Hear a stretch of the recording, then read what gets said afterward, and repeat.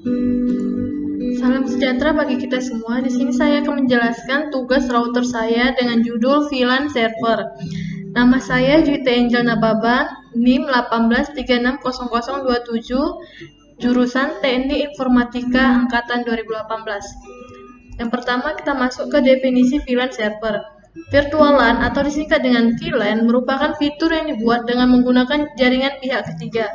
Sebuah virtual LAN atau VLAN adalah sembarang domain siaran yang dipartisi dan diisolasi dalam jaringan komputer pada lapisan tautan data atau OSI layer kedua.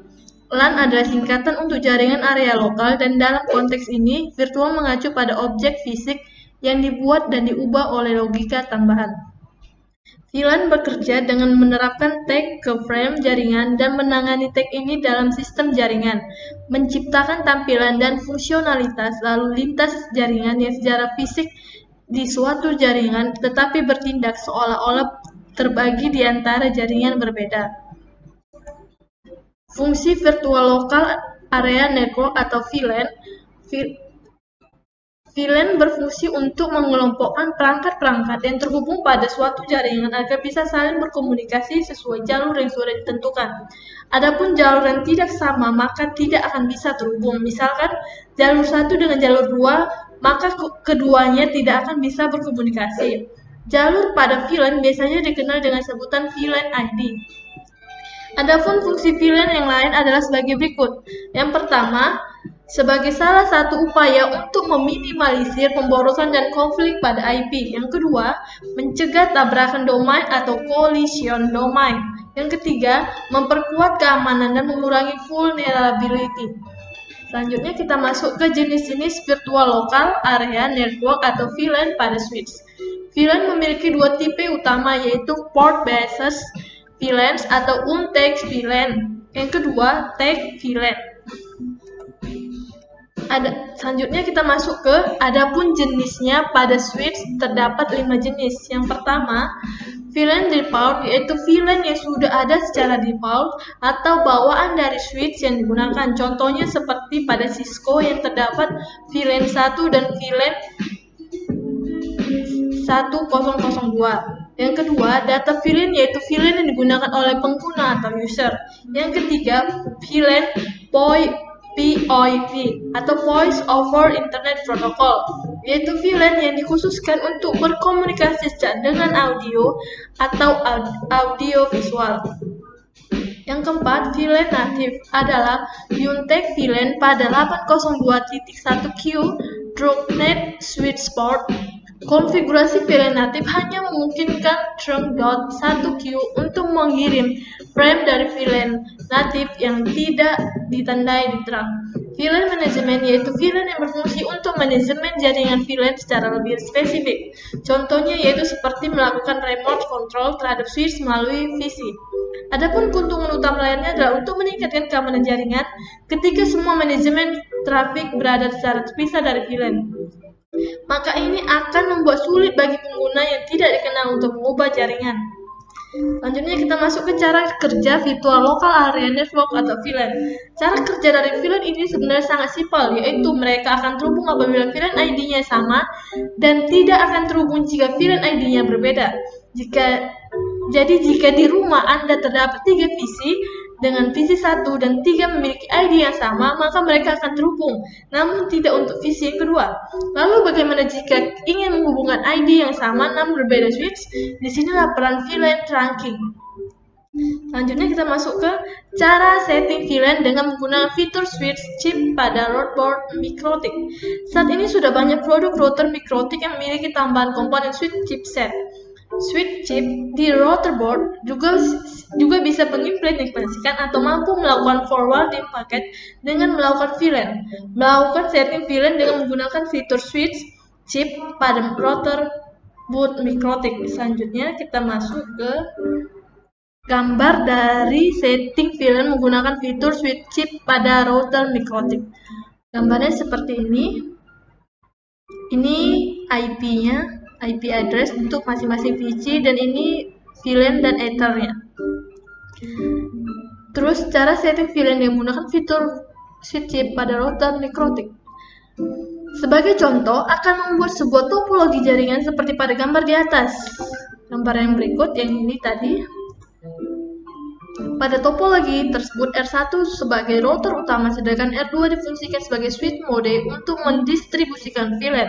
Langkah pertama akan membuat interface VLAN di router utama atau R1 dengan pilih menu interface VLAN, add, kemudian akan mendefinisikan VLAN ID sama dengan 10 dan VLAN ID sama dengan 20 di interface Ether 5. Selanjutnya gambarnya seperti ini 10, ini 5, 10, 5, 25. Selanjutnya tambahkan IP address pada masing-masing VLAN. Untuk VLAN 1 kita isikan dengan nomor IP-nya 192.168.11.1/24 dan VLAN kedua diisikan dengan 172.1.1/24. Contohnya seperti di gambar. Setelah membuat IP address pada masing-masing VLAN, selanjutnya tambahkan DHCP server di masing-masing interface VLAN tersebut untuk distribusi IP address ke klien secara dinamis. Selanjutnya pada langkah kedua akan melakukan konfigurasi di sisi switch chip atau R2.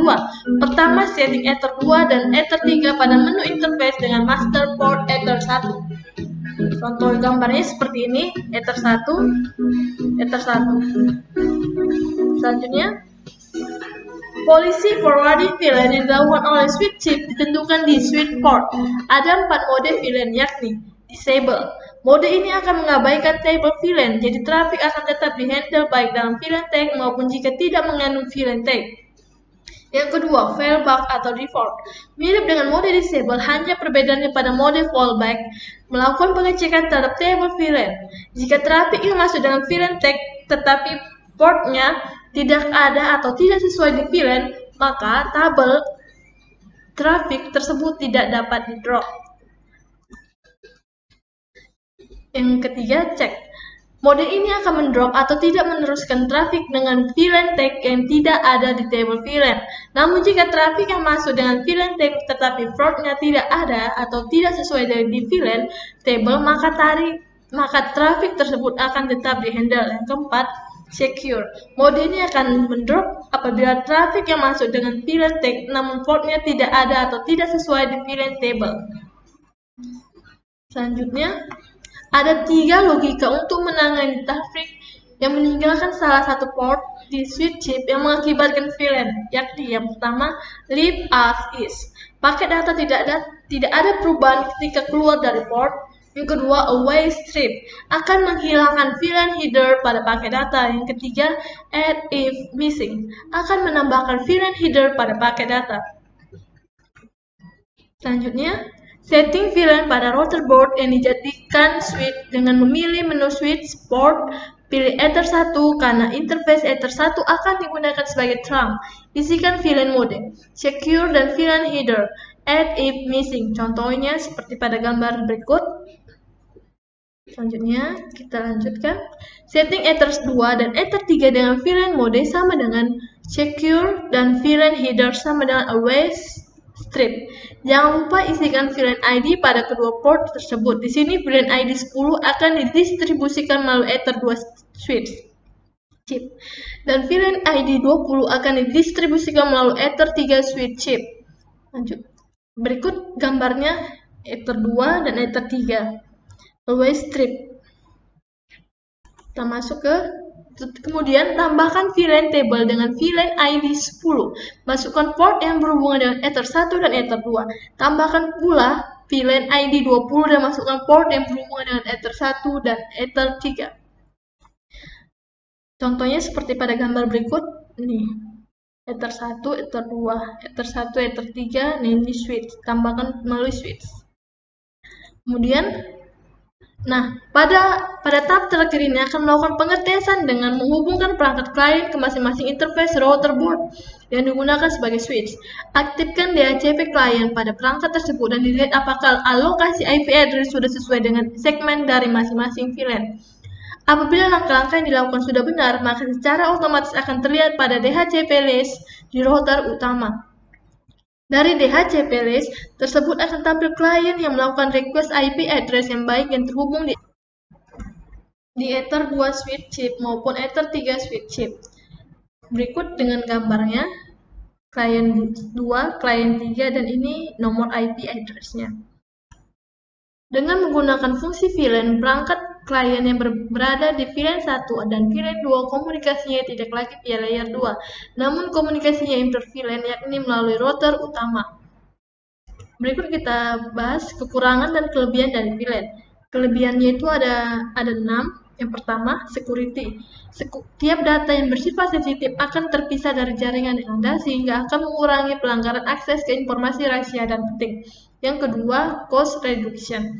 Dapat menghemat biaya karena tidak diperlukannya biaya yang mahal untuk upgrade jaringan dan efisiensi penggunaan bandwidth dan uplink yang tersedia. Yang ketiga, higher performance. Dapat mengurangi trafik yang diperlukan pada jaringan dan meningkatkan performa karena membagi jaringan layer 2 menjadi beberapa workshop secara logik. Yang keempat, broadcast storm mitigation. Dapat mengurangi jumlah peralatan yang berpartisipasi dalam broadcast. Yang kelima, interpop IT.